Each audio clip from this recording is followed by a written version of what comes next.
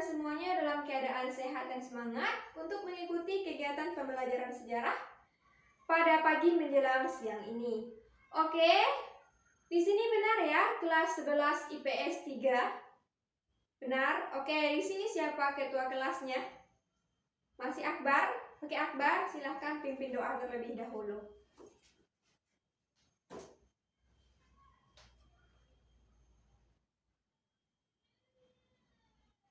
Baik, sebelum kita mulai kegiatan pembelajaran kita, silahkan Ananda cek kiri, kanan, depan, belakang. Apakah ada teman-temannya yang belum masuk setelah jam istirahat ini? Dan Ibu mau ambil presensi dulu ya. Lisa, Putri, Riri, Yosef, Nino. Oh, Nino pindah ke belakang. Rini, Febri, Akbar, Nurul. Oke, alhamdulillah di sini semuanya hadir. Hadir semua di sini kelas ini ya. Tidak ada yang absen dan tidak ada yang cabut. Oke.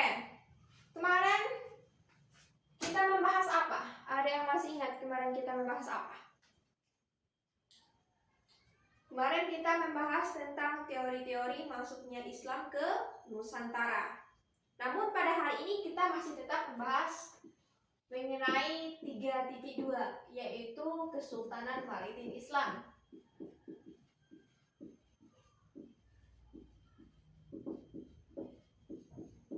Kesultanan Maritim Islam di Nusantara. Kemarin kita membahas tentang teori masuknya Islam. Aduh, di sini Ibu tengok ada peninggalan jam istirahat di sini ya. Ada sampah ciki-ciki dan ada sampah permen. Oke, 5 detik dari sekarang tolong dicek kiri, kanan, depan, belakang di bangkunya. Kalau ada sampah tolong disimpan terlebih dahulu. Diambil dan disimpan. Nanti di jam istirahat, di jam isoma tolong dibuang keluar ya. Tolong dibuang di tong sampah. Dan tolong ini bangkunya juga diluruskan. Oke, Ibu mau pembelajaran kita ini kelasnya kondusif. 5 detik dari sekarang.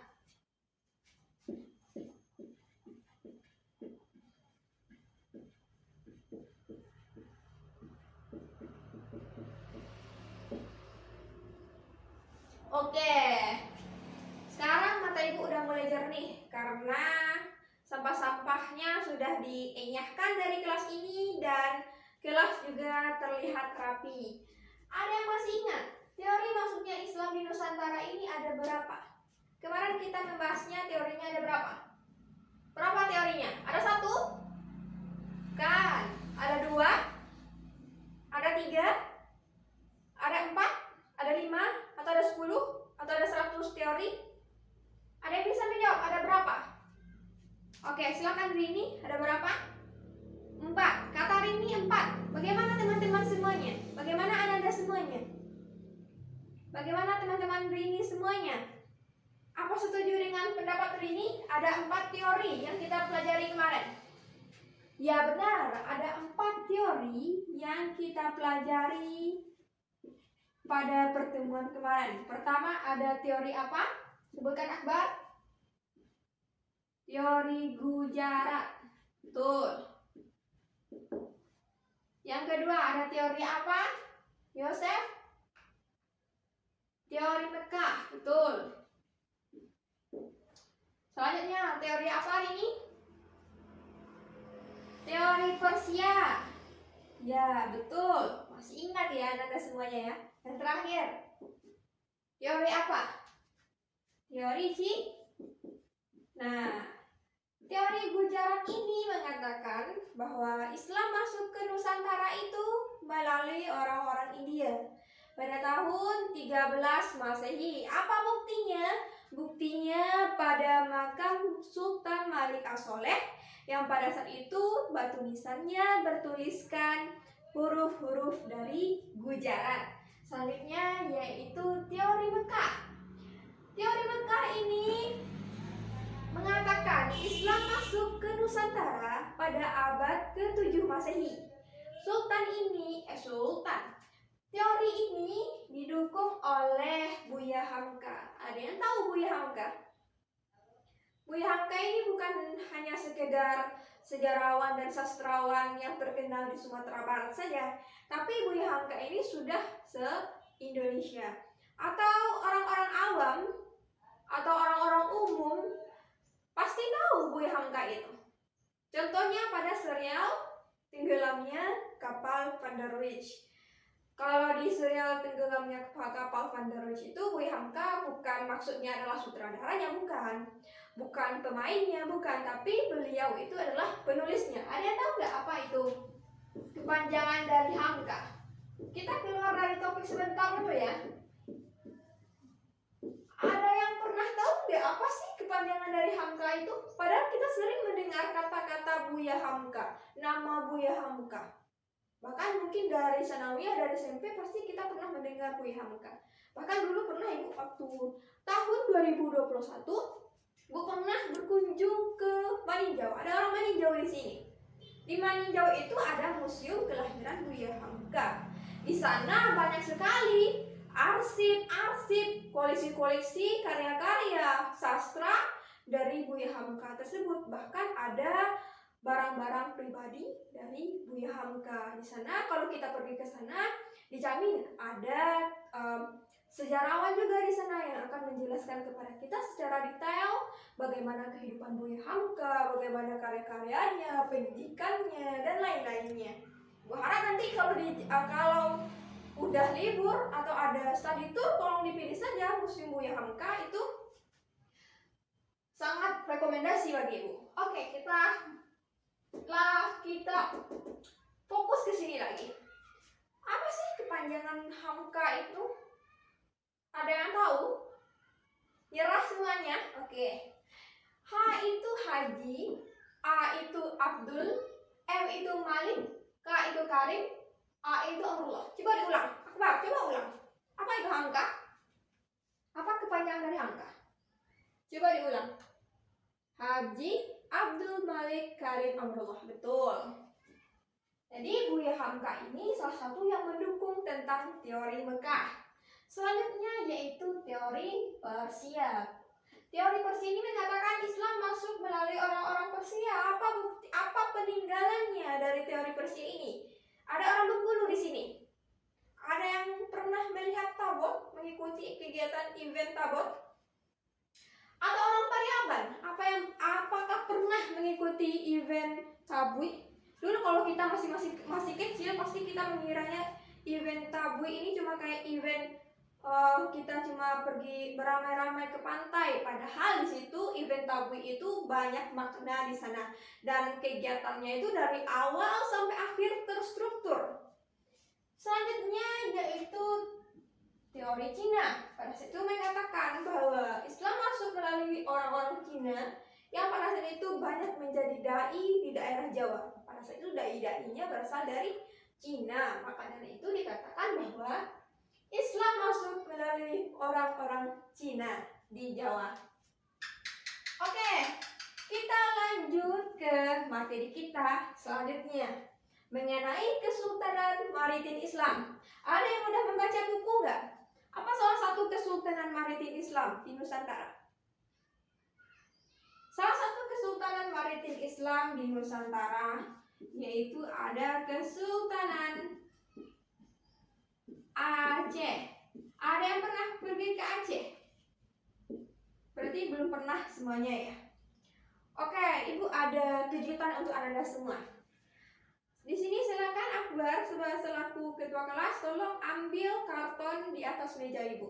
Tolong bawa ke sini dalam 1 menit ya. Oke, sambil menunggu Akbar mengambil karton, silakan dibuka bukunya dan baca dulu mengenai Kesultanan Aceh selama 1 menit. Oke, anak-anak semuanya, biasanya kita belajar dengan menggunakan proyektor dan menonton video ya, atau menggunakan media PowerPoint. Sekarang Ibu mau sesuatu yang berbeda kepada anak-anak semuanya. Ini Ibu yang bikin. Besok Ibu akan, hari ini Ibu akan membagi anak-anak semuanya dalam beberapa kelompok, dan masing-masing kelompok juga harus membuat yang seperti Ibu ini. Bahkan harus bagus dari Ibu, harus lebih dari Ibu. Oke, di sini Ibu mau bikin mading mengenai Kesultanan Aceh. Di sini di mading Ibu ada peta persebaran Kesultanan Aceh. Yuk kita bahas dulu mengenai lokasi dari Kesultanan Aceh tersebut. Ada yang bisa melihat semuanya? Yuk kita perhatikan. Begini. Bisa melihat kan? Atau lihat aja di bukunya terlebih dahulu. Di bukunya kan ada itu petanya.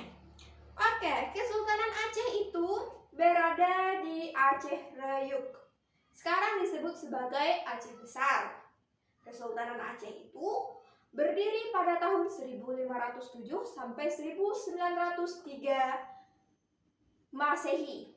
Sultan pertamanya siapa? Ada yang tahu? Siapa sultan pertama dari Kesultanan Aceh? Ali Mughayat Shah. Betul. Kesultanan Aceh itu dahulu merupakan kesultanan bawahan dari kerajaan Pedir. Ada yang tahu daerah Pidia di Aceh? Daerah Pidia di Aceh itu dahulu namanya Pedir. Dan bagaimana sih keadaan politik di Kesultanan Aceh itu? Oke. Keadaan politik di Kesultanan Aceh itu sangat dinamis. Kesultanan Aceh memiliki 8 sultan dan 2 diantaranya bukan keturunan Aceh. Maka sering terjadi konflik di antara penguasa Kesultanan Aceh tersebut. Puncak kejayaan dari Kesultanan Aceh ini adalah pada masa Kesultanan Sultan Iskandar Muda. Pada saat itu Sultan Iskandar Muda memajukan angkatan militernya, terutama pada bidang kelautan. Lalu bagaimana keadaan sosial Kesultanan Aceh?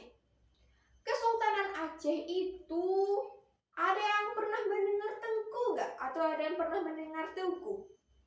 Jadi pada saat itu bangsawan diberi gelar Teuku dan ulama atau orang-orang yang ahli di agama diberi gelar Tengku.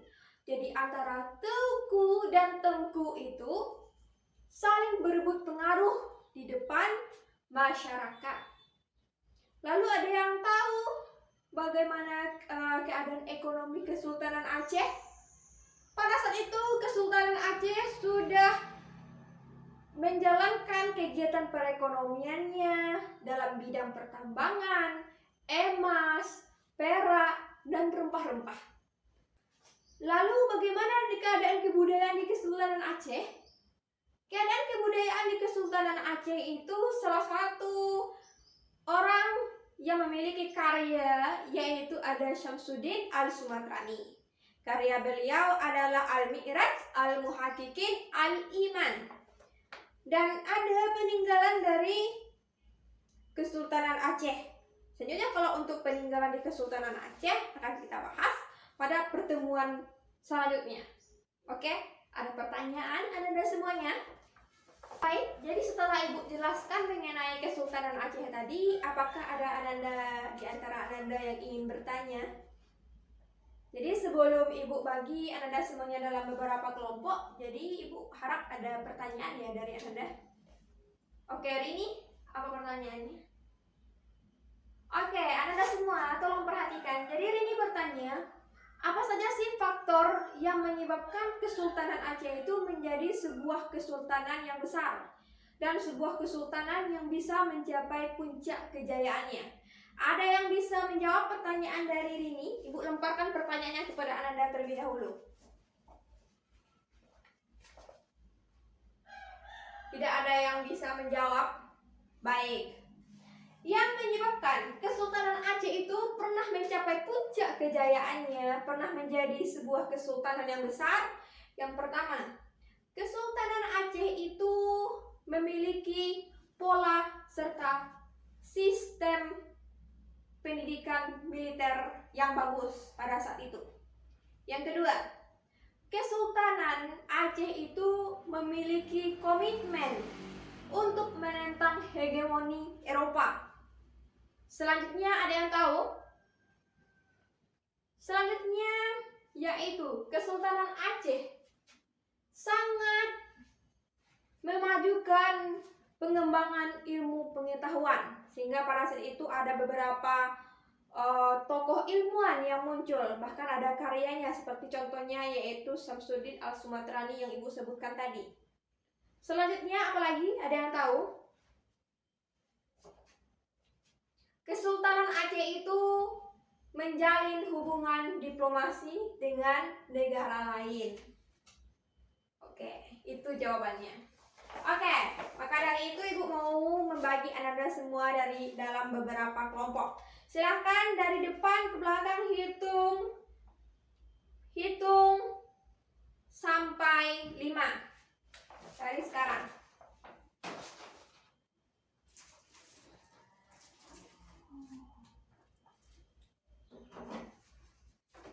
Oke, sudah dihitung sampai 5? Baik, yang mendapatkan nomor 1 adalah kelompok 1. Dan yang mendapatkan nomor 2 menjadi kelompok 2. Begitu seterusnya. Silakan berkumpul kelompok 1, kelompok 2, kelompok 3, kelompok 4, dan tengah-tengah kelompok 5. Yang kita bahas selanjutnya. Kelompok 1 membahas tentang Kesultanan Demak. Kelompok 2 membahas tentang Kesultanan Banten. Kelompok 3 membahas tentang Kesultanan Mataram.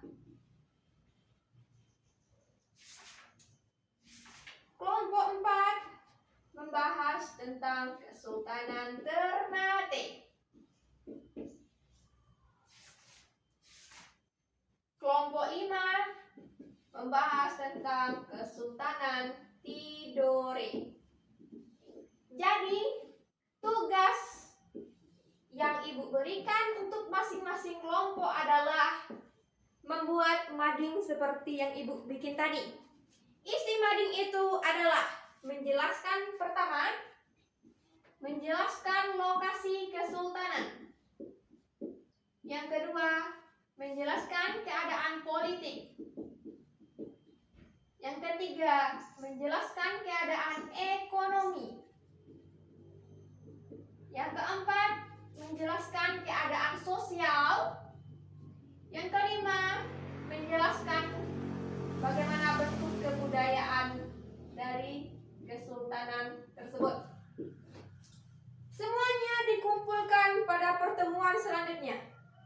Jadi nanti masing-masing kelompok akan diberikan waktu 10 menit untuk mempresentasikan apa yang telah kelompok bikin dalam mading tersebut. Apa saja sih pengetahuan dan ilmu yang ada di mading tersebut.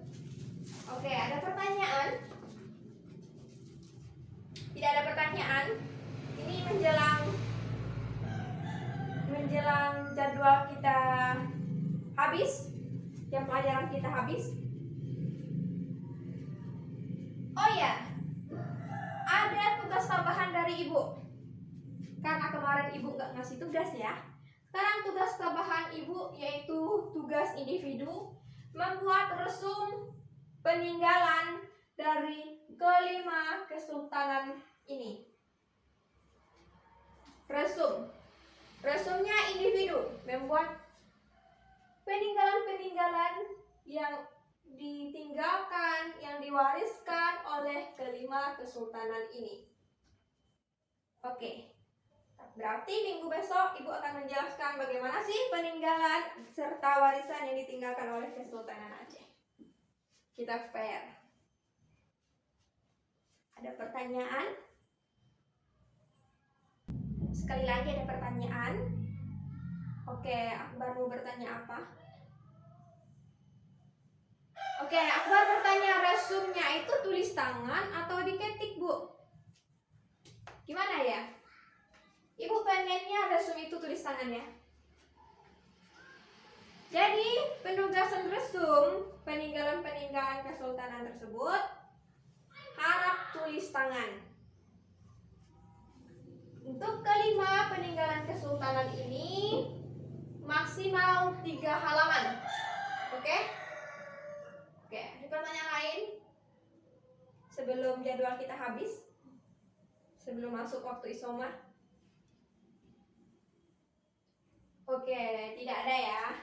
Jadi, kesimpulan dari pembelajaran kita pada menjelang siang ini, pertama yaitu teori masuknya Islam di Nusantara itu ada 4, yaitu ada teori berjarak, Mekah, Persia, dan Cina. Salah satu kesultanan maritim Islam di Nusantara itu ada Kesultanan Aceh. Kesultanan Aceh ini sultan pertamanya Ali Mughayat Shah. Jadi dari Kesultanan Aceh ini yang telah Ibu jabarkan, berarti Kesultanan Aceh ini merupakan kesultanan yang memegang teguh serta memiliki komitmen untuk menentang hegemoni dari Eropa. Serta Kesultanan Aceh ini juga meningkatkan perkembangan ilmu pengetahuan. Bahkan ia juga telah meningkatkan bagaimana sih cara meningkatkan pola serta sistem pendidikan militer, sehingga pendidikan militer pada saat itu berkembang dengan baik. Terkhusus pada saat itu pada masa Sultan Iskandar Muda, pendidikan militernya hingga sampai ke kelautan, ke militer kelautan. Selanjutnya,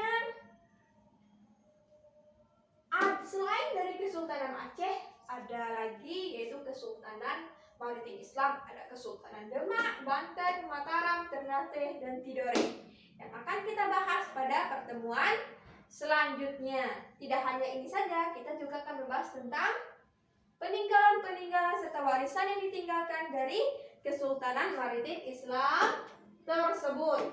Ingat, yang Ibu harapkan dari mading tersebut ada lokasi, menjelaskan bagaimana kondisi politiknya, ekonomi, sosial, serta kebudayaannya. Ibu harap semuanya lengkap dan tidak ada yang kurang. Kalau misalkan Anda tidak bisa untuk membuat petanya di print pun juga tidak apa-apa. Oke? Oh ya, Ibu harap masing-masing kelompok tolong dipilih ketua kelompoknya agar masing-masing Ananda mendapatkan tugas dan mendapatkan tanggung jawabnya masing-masing. Oke, ada pertanyaan lagi? Oke, tidak ada ya. Baik, terima kasih kepada Ananda semuanya. Ibu harap Ananda semuanya dalam keadaan sehat selalu ya. Apalagi sekarang cuacanya pancaroba. Ibu harap Ananda semuanya selalu untuk sering-sering untuk minum air putih. Ibu lihat Ananda banyak sekali minum sirup-sirup yang dijual di luar. Ibu harap tolong untuk dikurangi karena sekarang musim pancaroba, sering sakit tenggorokan, sering demam, meriang. Oke? Karena sebentar lagi kita akan UTS, jadi Ibu harap Ananda semua mengerjakan resum dengan benar, mengerjakan segala tugas-tugas dengan benar. Ingat pesan Ibu, jangan lupa untuk membaca buku. Kalau Ananda tidak mau membeli buku atau tidak sanggup, tanda kutipnya tidak sanggup untuk membeli buku, Ibu wajibkan Ananda untuk meminjam buku di perpustakaan. Perpustakaan kita itu cukup lengkap. Sekarang perpustakaan kita itu cukup lengkap, ada berbagai macam buku sejarah. Dan untuk sejarah yang Ibu ajarkan sekarang ini, Ibu harap Ananda meminjam buku sejarah karya yang ditulis oleh Ratna Hapsari dan M. Aidil ini, yaitu terbitan Erlangga. Di sini ada yang udah minjam buku ini nggak? Coba angkat tangan. Oh, cuma 5 orang yang minjam ya. Ibu harap semuanya juga pinjam. Atau masing-masing kelompok adalah buku ini 2. Oke? Pesan Ibu, sekali lagi motivasi Ibu untuk Anda semuanya, jangan malas untuk membaca buku. Karena buku itu adalah jendelanya ilmu. Jika ilmu kita luas, pengetahuan kita luas, maka kita akan menjadi manusia-manusia yang cendekia dan memiliki target serta tujuan di masa yang akan datang. Oke, Ibu tutup kelas kita dengan mengucapkan doa kafaratul majelis. Subhanaka wallahumma wabihamdika asyhadu an la ilaha illa anta wa astaghfiruka wa atubu ilaik. Assalamualaikum. Wassalamualaikum warahmatullahi wabarakatuh. Jangan lupa ya, yang piket tolong dihapus ini ya. Tolong dihapus papan tulisnya. Dan silahkan untuk isoma ya.